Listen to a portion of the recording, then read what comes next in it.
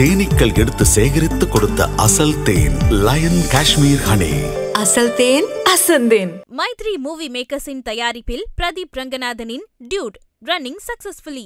Eagle பர்னிச்சரில் festival of discount sale. உலகத்தரம் வாய்ந்த பர்னிச்சர்கள் என அனைத்தும் சென்னையிலேயே மிக குறைந்த விலையில். விஜய் சாதாரணமாக புறப்பட்டு போகலாம் அப்படின்லாம் சொல்வது ஏற்புடையதல்ல, அது நியாயம் இல்லை. ஏன்னா இன்றைக்கி யாரை ஃபேஸ் பண்ணிட்டு இருக்காங்க? சிபிஐ என்கொயரியை ஃபேஸ் பண்ணிட்டு இருக்காங்க. ஹெலிகாப்டர் திருச்சியிலேருந்து ஹெலிகாப்டரில் நேராக கரூரில் இறங்கலாம். இறங்கிட அங்கே ஏற்கனவே பாதிக்கப்பட்ட குடும்பத்தை சேர்ந்தவங்களுக்கெல்லாம் ஒரு டென்ட் போட்டு ஒரு இடத்துல வரிசையாக இருக்குது சொல்லிட்டு பாதிக்கப்பட்ட குடும்பத்தை அத்தனை பேரும் பார்த்துட்டு விஜய் போகிறதுங்கிறது சாதாரண விஷயம் இல்லை. இப்போ அது விஜய் புரிஞ்சுக்கணும். விஜய் கரூருக்கு போகிறது சாதாரணமான விஷயம் அல்ல. அது மெயிலில் தபாலில் போட்டு அனுப்புகிற விஷயமும் அல்ல. இப்போது விஜய் ஜூரிஸ்டிக்ஷன் கரூருக்கு போகணுன்னா கரூர் எஸ்பிகிட்ட தான் மனு கொடுக்கணும். கரூர் எஸ்பி கொடுத்துட்டு அதனுடைய காப்பி நகல்களை டிஐஜி திருச்சி அவங்களுக்கு ஒரு காப்பியை கொடுக்கணும். ஐஜி சவுத் ஜோன் அவங்களுக்கு கொடுத்துட்டா அவர் காவல்துறை தலைவர். அவங்க தான் என்ன செய்வாங்க, இன்டர்ன் என்ன செய்வாங்க, டைரக்டர் ஜெனரல் ஆஃப் போலீஸ்கிட்டையும் ஹோம் மினிஸ்டர் தமிழக முதல்வர்கிட்டையும் கேட்பாங்க. சார் மறுபடியும் அவர் ப்ராப்பராக மனு கொடுத்து ரசீது வாங்கியிருக்காரு. மனு கொடுத்து ரசீது வாங்கிடணும். ஐபிசி தமிழ் நேயர்களுக்கு வணக்கம். இன்று நம்முடன் நேர்காணலில் முன்னாள் காவல் உதவி ஆணையர் ராஜேந்திர ராஜா இணைந்திருக்கிறார். வணக்கம் சார். வணக்கம் பிரபு. கரூர் துயர சம்பவத்தில் ஒரு மாதங்கள் ஆக போகுது.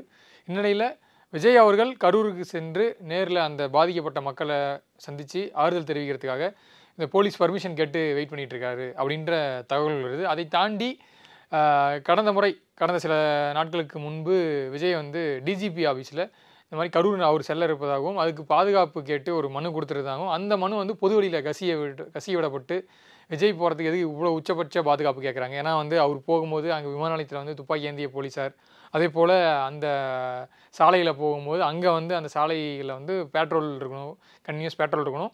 அதே போல் அந்த விஜயோடைய வாகனத்தை யாரும் பின்தொடராத வகையில் பாதுகாப்பு ஏற்பாடுகள் வழங்கப்படணும். அதே போல் விஜய் அந்த பாதிக்கப்பட்ட குடும்பங்களை சந்திக்கும் போது அந்த இடத்துல என்ன மாதிரியான பாதுகாப்புலாம் வழங்கணும்னு சொல்லிட்டு சில லிஸ்ட் அவுட் பண்ணி அந்த மனு கொடுத்துருந்தாங்க. ஸோ அந்த மனு பொது வெளியில் கசிஞ்சு அதை ஒட்டி வேறு விமர்சனங்கள்லாம் வந்துச்சு.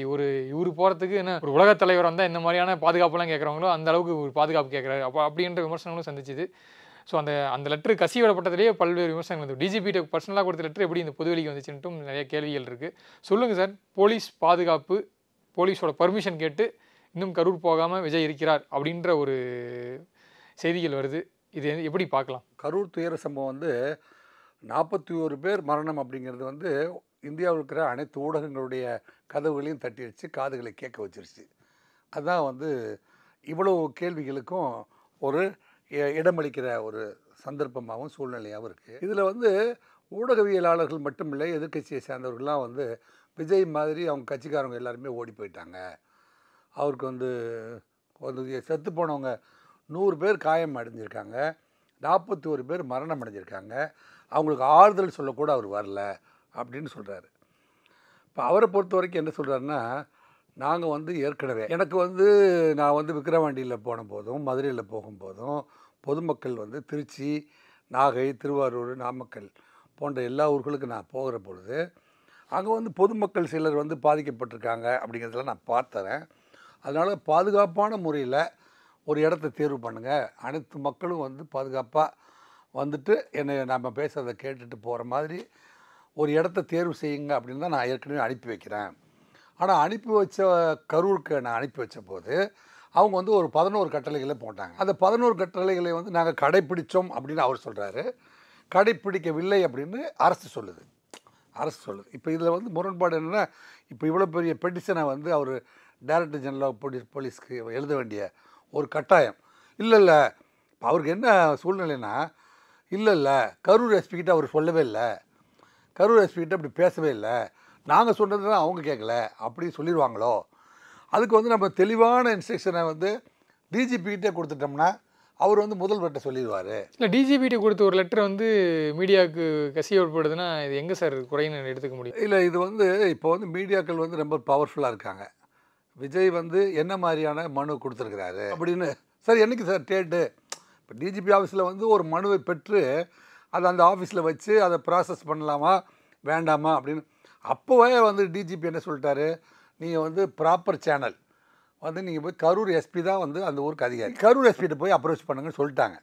ஆனால் இவர் என்னென்ன கண்டென்ட் கேட்குறாரு அப்படிங்கிறது வந்து கசிவு அடைஞ்சிருச்சு. கசிவு அடைஞ்சோடனே திருச்சி ஏர்போர்ட்டுக்குள்ளே நாங்கள் வந்து இறங்கும்போது அங்கேருந்து வெளியில் வரும்போதே வந்து எனக்கு வந்து சரியான எஸ்கார்டு வேணும், என்னை வந்து வண்டிகள் வந்து அதுவே ஃபாலோ பண்ணக்கூடாது, ஒன் வே டிராஃபிக் மாதிரி வச்சுக்கணும், நான் போய் ஒவ்வொரு வீடுகளுக்கும் போய் ஆறுதல் சொல்லிகிட்டு இருக்கும்போது கிட்டத்தட்ட 1 கிலோமீட்டருக்கு பாதுகாப்பு இருக்கணும் அப்படின்லாம் வந்து அவர் கேட்டகரைஸ் பண்ணி கிட்டத்தட்ட 6 பாயிண்ட் கேட்டு, இந்த 6 பாயிண்ட் அடங்கிய இந்த பேப்பர் வந்து வெளியில் வந்திருக்கக்கூடாது தான். ஏன்னா அவர் வந்து பர்சனலாக கேட்குறாரு, இது அஃபீஷியல் கரஸ்பாண்டன்ஸ், இது வந்து பொதுவெளிக்கு வந்திருக்க வேண்டிய அவசியம் இல்லை. அப்படி இருக்க விஜய் கேட்டிருக்கிறது வந்து இப்போ என்ன செய்யணும், விஜய்க்கு வந்து இன்னும் கூட வந்து கொஞ்சம் லீகல் அட்வைசர்ஸ் தேவை. இது வந்து நாடு தழுவிய இப்போ வந்து ஒரு 41 பேர் இறந்துட்டாங்க அப்படிங்கும்போது என்டையர் மிஷினரி ஒர்க் பண்ணிச்சு கரூரில். இப்போ வந்து மருத்துவர்கள் பல்வேறு மாவட்டத்திலேருந்து மருத்துவர்கள் வர வச்சு போஸ்ட்மார்ட்டம் பண்ணாங்களா, ஆம்புலன்ஸ் வந்து யாருடைய ஆம்புலன்ஸோ 10 ஆம்புலன்ஸுக்கு உள்ளே வர வேண்டியதாக போச்சு, எலக்ட்ரிசிட்டி போர்டு ஒழுங்காக பண்ணாங்களான்னு கேட்க வேண்டியதாக போச்சு, கலெக்டர் ரெவன்யூ பீப்புள் இருந்தாங்களா, போலீஸ் பீப்புள் இருந்தாங்களா, இவ்வளோ பேருமே ரெஸ்பான்சிபிலிட்டி எடுக்க வேண்டிய, பதில் சொல்ல வேண்டிய. இப்போ ஒரு நபர் கமிஷன் வந்தபோதும் சரி, சிறப்பு புலனாய்வு விசாரணை வந்த போதும் இவங்க எல்லாருக்குமே சம்மன் கொடுப்பாங்க. அப்போ it is a joint responsibility அப்படிங்கிற மாதிரி ஒரு நிலைமை வந்திருக்கிறதுனால இவருக்கு வந்து எப்படி ரெக்வஸ்ட் பண்ணுறது. இப்போ நீங்கள் வந்து நாங்கள் 11 கட்டளையும் நீங்கள் வயலேட் பண்ணிட்டீங்கன்னு என்ன சொல்கிறீங்களே, அப்போ நீங்கள் வந்து எனக்கு நான் ஸ்பெசிஃபை பண்ணி கொடுக்குறேன். இப்போ பாதி ஊடகங்களில் பார்த்தீங்கன்னா இவர் வந்து மத்தியானம் 2 மணிலேருந்து ராத்திரி 10 மணி வரைக்கும் தான் அவருக்கு அனுமதியே கொடுத்துருக்காங்க. பெரிய பெரிய அரசியல்வாதிகள்லாம் கூட ஊடகத்தில் பேசும்போது விஜய் தாமதமாக வந்ததுனால தான் வந்து இது மாதிரி ஆகிப்போச்சு அப்படின்னு சொல்கிறாங்க. அது சரியா அப்படின்னு பார்த்தா அது சரியில்லை. சார், இந்த மாதிரி ஒரு சம்பவம், துயர சம்பவம், விபத்து நடந்துருச்சு. 41 உயிர்கள் வந்து பறி கொடுத்துட்டாங்க. இதன் பிறகு ஒரு ஏன்னா கிட்டத்தட்ட 1 மாதங்கள் ஆக போகுது. இப்போ போயிட்டு அந்த பாதிக்கப்பட்ட குடும்பங்களை சந்திக்கணும்னா நார்மலாக ஒரு மாநில கட்சியின் தலைவர் வந்து ஒரு டிஸ்ட்ரிக்டில் போகும்போது அந்த எஸ்பி கிட்ட பர்மிஷன் வாங்குவாங்கல்ல, அந்த பர்மிஷன் மட்டும் வாங்கினா போதுமா, இல்லை அதை தாண்டி விஜய் அவர்கள் இன்னும் கூடுதலாக ஏதாச்சும் பர்மிஷனோ இல்லை கூடுதலாக ஏதாச்சும் ரெக்யர்மெண்ட்ஸோ விஜய்க்கு தேவைப்படுதா? இல்லை அண்ணாமலை ஒரு ப்ரெஸ் மீட்டில் சொன்னார், விஜய் யாருக்கும் காத்திருக்க தேவையில்லை, இது என் போலீஸ் பர்மிஷன் கொடுத்தா தான் அந்த ஊருக்கு போகணும்லாம் கிடையாது, அவர் நினச்சாருன்னா அவர் தனிப்பட்ட முறையில் டக்குனு ஒரு ஊர்வலமாக போகாமல் தனிப்பட்ட முறையில் கிளம்பி போனார்னா காரில் போயிட்டு ஒரு பாதிக்கப்பட்ட குடும்பங்களை சந்திச்சுட்டு வந்துடலாம் அப்படின்ற. அண்ணாமலை சொல்கிறதுபடி விஜய் வந்து ஒரு பப்ளிக் அட்ராக்டிவ் ஃபிகர். அண்ணாமலைக்கே வந்து எவ்வளோ க்ரௌடு வருது, அண்ணாமலையே வந்து சில இடங்களில் வந்து ஏன்னா அவருக்கு நான் தான் என் மக்கள் பாதுகாப்பு பணிக்கு நான் போகிற பொழுது அவர் திடீர்னு வந்து டீ கடைக்குள்ளே போயிடுவார். அண்ணாமலை வந்து ஒரு ஐபிஎஸ் ஆஃபீஸர் இருந்த போதும் அவர் வந்து டீ கடையில் போய் ஏழை எளியவர்களை பார்த்து பேசுகிறதும், சில பேர் ஆரத்தி இருக்கிறவங்களுக்கு பணம் கொடுக்குறதும் அந்த கூட்டத்துக்குள்ளே போயிடுவார். அவர் சுற்றி நின்று அவரை வந்து மறுபடியும் க்ரௌடுக்குள்ளே கொண்டு வர்றது அவ்வளோ பெருசாக போச்சு.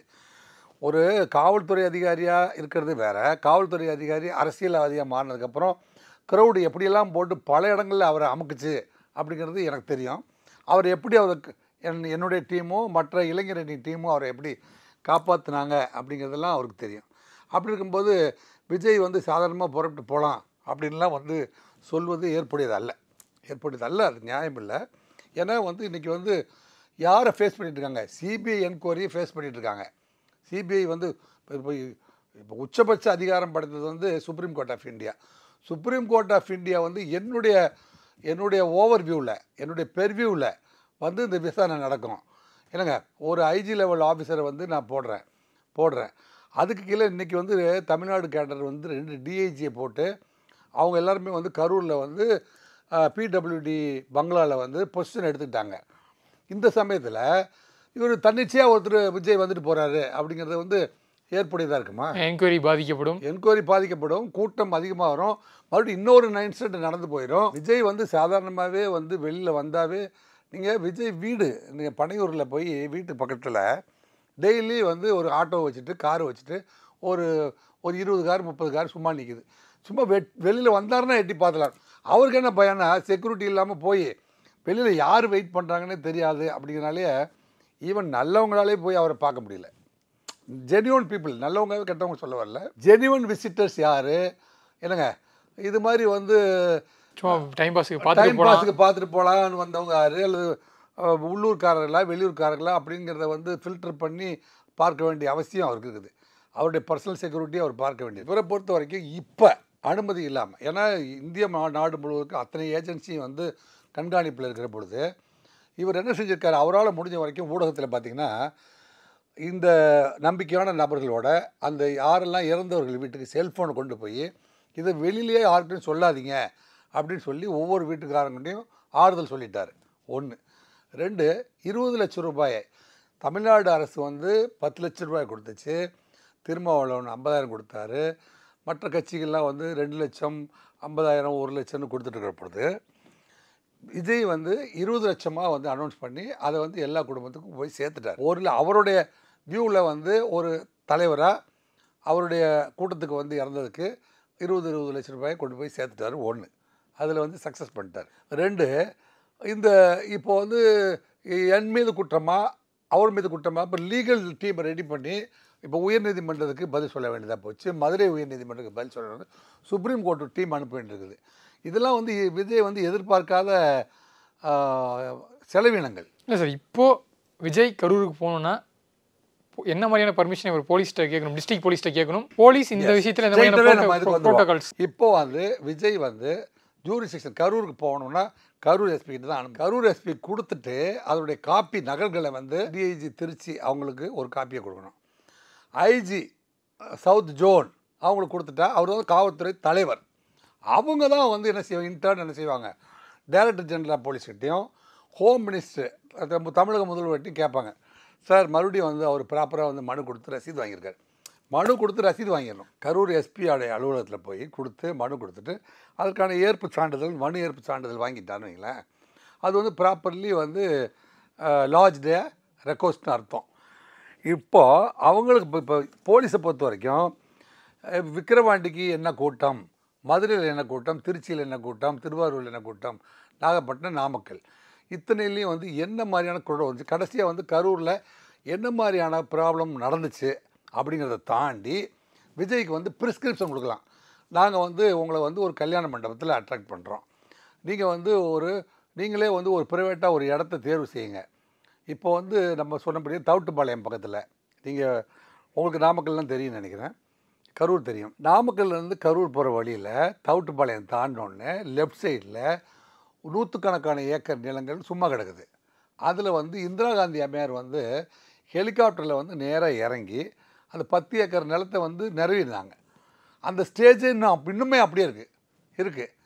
ஹெலிகாப்டர் திருச்சியிலேருந்து ஹெலிகாப்டரில் வந்து நேராக கரூரில் இறங்கிட அங்கே வந்து ஏற்கனவே வந்து பாதிக்கப்பட்ட குடும்பத்தை சேர்ந்தவங்களுக்கெல்லாம் ஒரு டென்ட்டு போட்டு ஒரு இடத்துல வரிசையாக இருக்க சொல்லிட்டு அவர் வந்து 1 மணி நேரம் வந்து டென்ட்டில் பாதிக்கப்பட்ட குடும்பத்தை அத்தனை பேரையும் பார்த்துட்டு அப்புறம் பப்ளிக்கில் வந்து இந்த மாதிரிலாம் நடந்து போச்சுங்க, வந்து எதிர்காலத்தில் வந்து வர்றவங்கெல்லாம் பாதுகாப்பாக வந்து சேரணும், நாங்கள் வந்து வருகின்ற 2026 வந்து தேர்தலை எதிர்கொள்கிறதுனால நம்ம வந்து பாதுகாப்பான முறையில் வந்துட்டு போகிறது, என்னை பார்க்குறது முக்கியம் இல்லை, என்னுடைய கருத்துக்களெல்லாம் வந்து நான் டிவியில் சொல்கிறேன் அல்லது வீடியோவில் சொல்கிறேன் அல்லது நான் வந்து ஒரு யூடியூப் வழியாக வந்து சொல்கிறோம், நீங்கள் அதெல்லாம் வந்து உங்களை பொறுத்த வரைக்கும் விஜய் வந்து பை ரோடாக வராமல் இந்த மாதிரி ஆமாம் ஹெலிகாப்டரில் வர்றது வந்து ஹெலிகாப்டரில் திருச்சியில் வந்து இறங்குறாரா. இப்போ இவர் என்ன செய்கிறாரு, திருச்சி ஏர்போர்ட்லேருந்து கரூர் வரைக்கும் வந்து 1 வே எனக்கு கொடுக்கணும், கரூர்லேருந்து நான் வந்து ஒவ்வொருத்தர் வீட்டுக்கு போய் பார்க்குற பொழுது 1 கிலோமீட்டர் ரேடியஸ் அப்படின்னா வந்து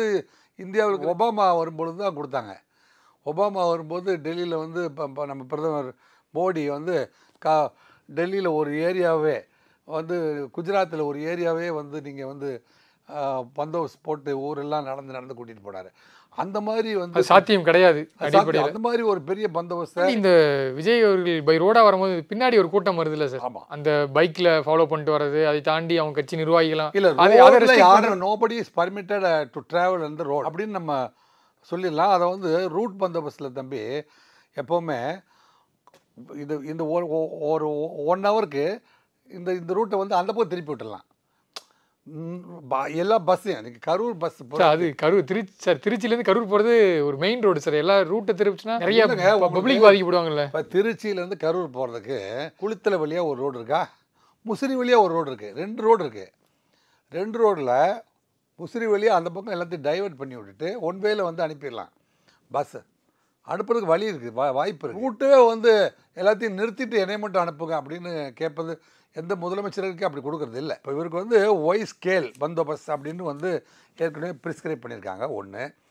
நம்பர் 2, இவருக்கு வந்து ஏற்கனவே இப்போ இப்போ crowd control and disaster management அப்படின்ற ஒரு கவர்மெண்ட் ஆஃப் இந்தியா வந்து இன்ட்ரடியூஸ் பண்ணியிருக்காங்க.